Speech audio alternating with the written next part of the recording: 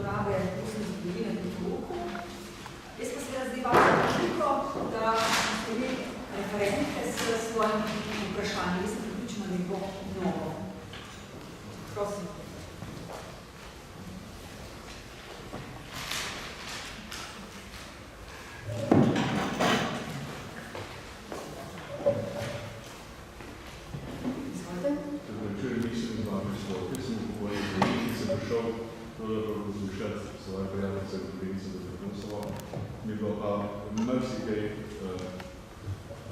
Zahvaljujem se za izvrstno kompromizo.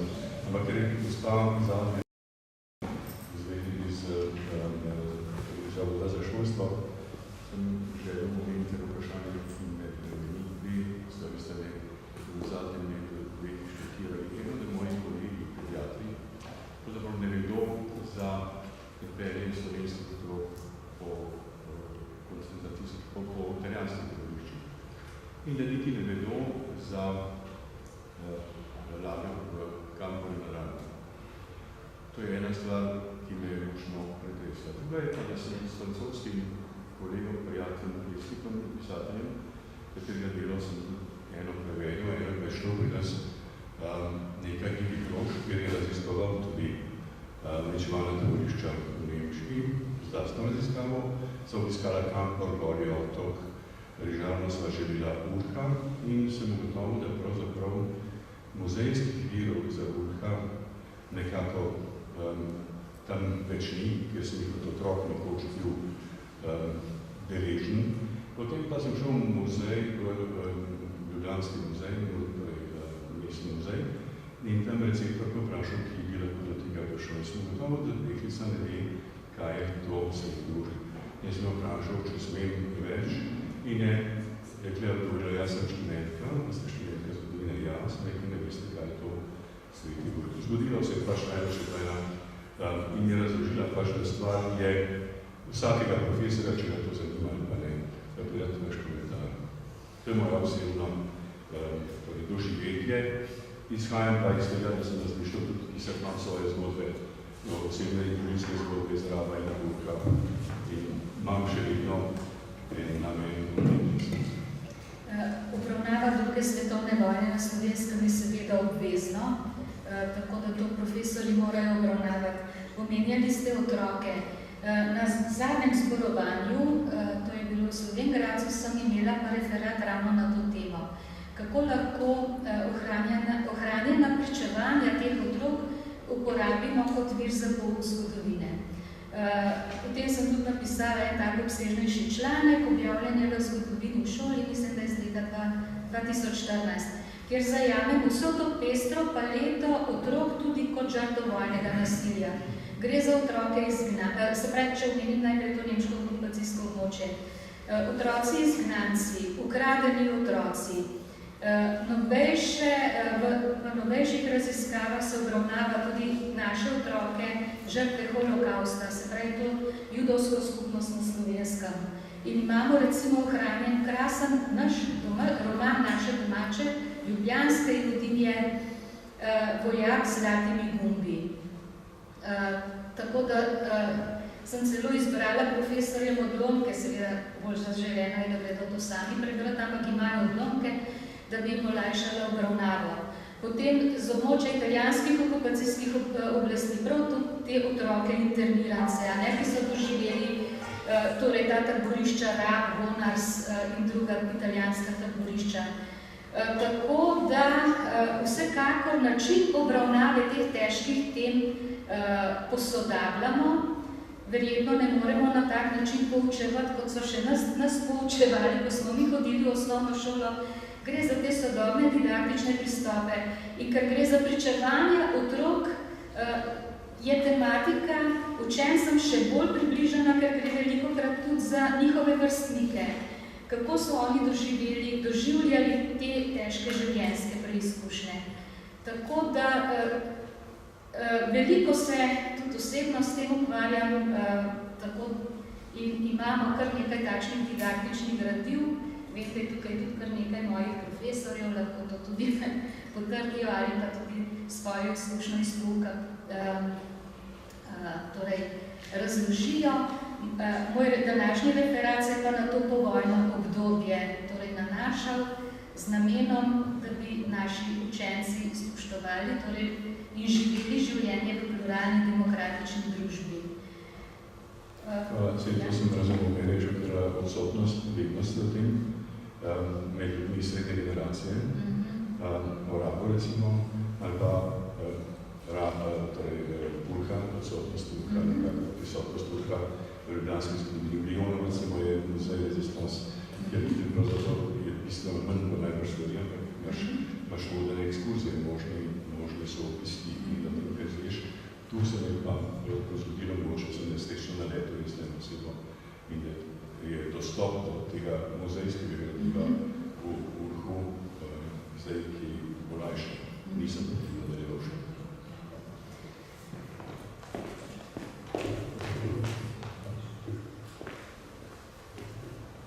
Hvala. Komentar iz publike, vprašanje? Ja, pa jaz sem eno vprašanje. Gospe Anici Mikuš-Kos. Ko sem se odločila, ko sem iskala v bistvu, katere vsebine bi lahko še to zborovanje pokrilo, sem pač se začela spraševati z v bistvu vsemi temi pristopi, ki jih imamo tudi kot zgodovinarji, da imamo tudi kakšno etično, moralno odgovornost in da moramo kakšno stanje naših intervjujev tudi prepoznati. Kako lahko nekdo, se pravi zgodovinar, prepozna, kdaj je prišel tiste meje, ki lahko pri nekem intervjujencu, ki ga intervjujaš v neki taki, bomo rekli, hudi izkušnji, vidiš, da si v bistvu sprožil nek mehanizem nekega spomina, ki je mogoče skrito podzavesti in ki je lahko pretraumatičen zdaj. Je to možno?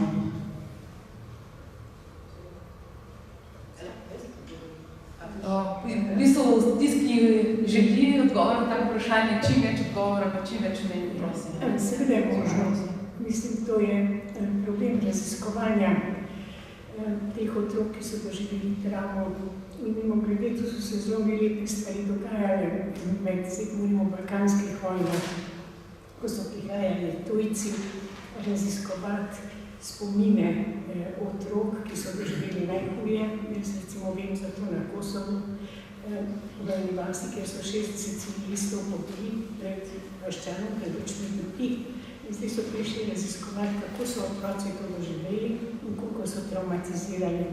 In to, kako bi rekla, presramno, dobesedno. Gospod je rekel, jaz to rabim za svojo doktorsko disertacijo. No, skratka, hoče to povedati, je možno, se dogaja in da je pri tem res potrebna taknost in previdnost.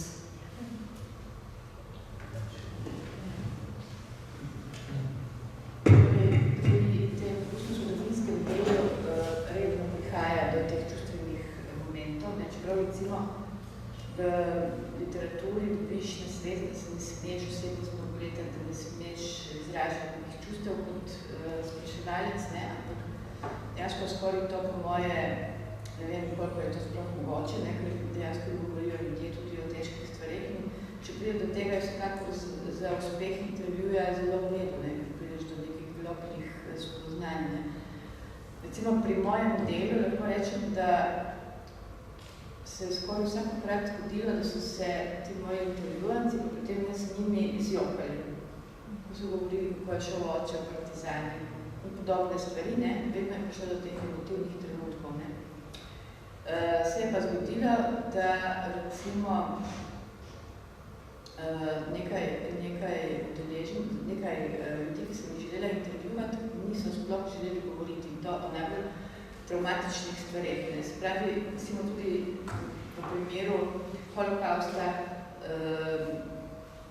dejansko veliko ljudi sploh ni želela o teh stvareh govoriti, čeprav recimo, da zdaj je veliko o tem govora, ampak nekateri ljudje to niso sposobni. Recimo ena gospa, ki sem jo intervjuvala, je bila tudi v taborišču in meni je v svoji življenjski zgodbi, ko je to govorila, sploh mi nikoli to omenila, kar sem vedela potem v drugih, da je bila v taborišču, pa je bila gospod žrtev pa recimo, ona o tem ni hotela, ko sem jo vprašala, in rekla, ja, sem da, tu smo končali. Ne? Skratka, ko naletimo na travme, moramo biti tudi malo psihologi, ne? Jaz mislim, ustni zgodovinari, ker ljudje različno se lotevajo na nepredelanih travmah, pa dejansko lahko doživiš kot raziskovalec čustvene zgodovine marsikaj. Od molka do izlitja čustev. Potem je dejansko težko ohraniti to distanco znanstveno, ampak jaz mislim, da ustna zgodovina ni namenjena temu, da bi ostala distančna, ravno da vnese v zgodovinoprisi ta subjektivni vidik, kako so ljudje nekaj doživljali, ne samo kot številke in par podatke. Recimo tudi, ko se govori o zgodovini v šoli, recimo ustni zgodovinarji so imeli cele projekte po svetu, da so otroci zbirali pričevanje. In da dejansko oni to potem drugače razumejo zgodovino, ko skozi te spomine. Bolj doživljeto in mi je bližje, pa se bomo parni podatki. Meni se zdi, recimo, zelo pomembno, tako se začne s tem ukvarjati, s to metodologijo, razčisti spolno empatičnosti in zlastno empatijo. Ker če ti tega nimaš izkuceno, se boš tega zelo težko lotil in boš hitro zbolel. Zbolel boš, ker zboliš enostavno, ker tudi sam te informacije do enega trenutka lahko procesiraš in potem pač več ne moreš. Ne moreš biti stroj, ker to ni namen, da si stroj. Je pa tudi res, da je odvisno od tipa intervjuja, ki ga delaš. Vedno je ta drugi jaz, ki ga poskuša oseba pričevalec dejansko držati. Še posebej, ko sprašuješ za stvari, v katerih je on sam v nekih travmah oziroma v vlogi žrtve. V teh primerih je seveda to zelo hudo. In ja, ko pride do teh trenutkov joka in žalosti, ti nimaš v resnici pravice, da to ustaviš ali postavljaš vprašanja, ali dejansko še celo postavljaš preko svojih vprašanj tem ljudem odgovore v usta. To je nekaj, kar se ne počne. To je pač en proces in zato se tudi ljudje vračajo k ljudem. To so, se mislim, da večina, to so pač dolgi procesi odkrivanja, memoriziranja, so naporni, ampak so istočasno tudi privilegirani. Jaz mislim, da za vsakega pričevalca, ki ga je kdo naredil, se ga bo spomnil, bo večno hvaležen, zato ker mu je povedal. Ker marsikdaj imaš to vlogo, ki te drugi nimajo in to je ta, da družini in družinskim članom zelo težko zaupamo lastne travme in bolečine. In večina pričevalcev je do družine bila vedno zelo zaprta, ker nočejo, da z njimi trpijo za stvari, ki so jih oni doživeli. Ko se pa pojavi nekaj človek, ki ni iz njihovega sistema mreženja in poznanstev, lahko za en trenutek tudi spusti in to je ta trenutek. In moraš vedeti, kako ta trenutek dojeti in odjeti. Z njegove strani in z lastne. Ja. Ako še nekaj dodam? Se strinjam?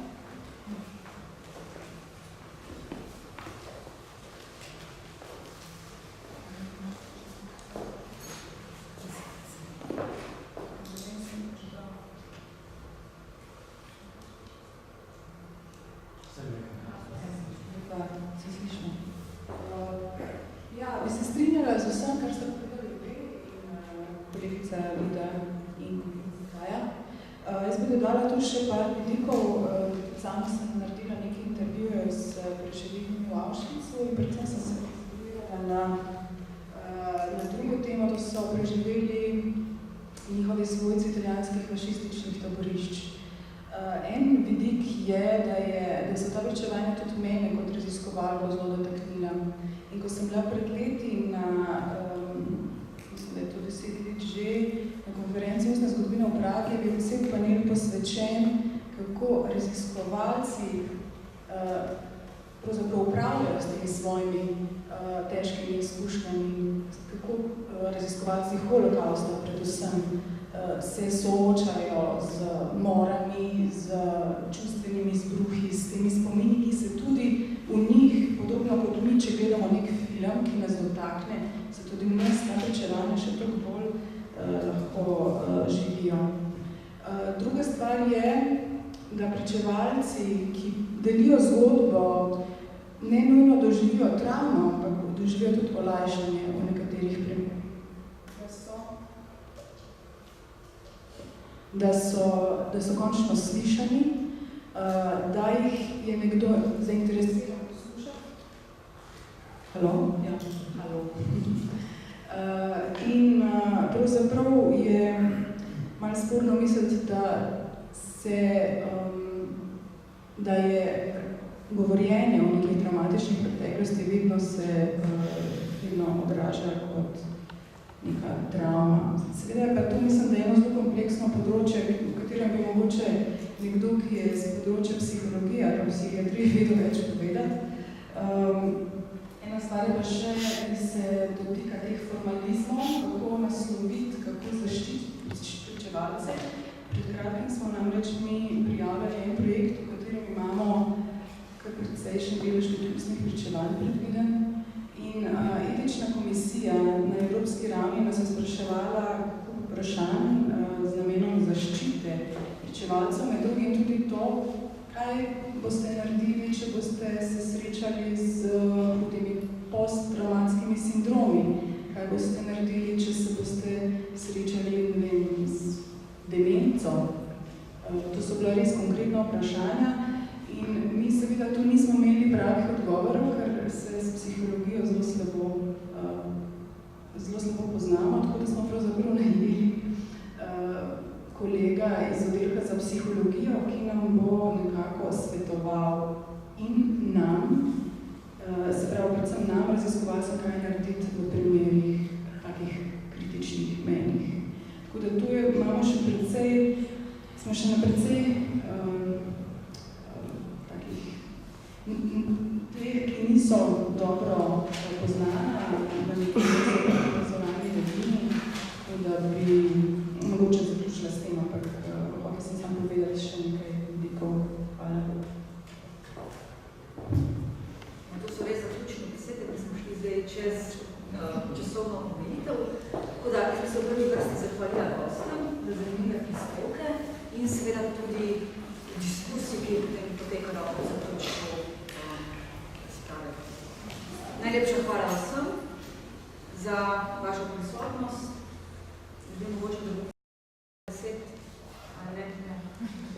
Ja, če strani organizatorjev, lepo ste, tudi mislim, smo to naredila Kaja, ki je šla,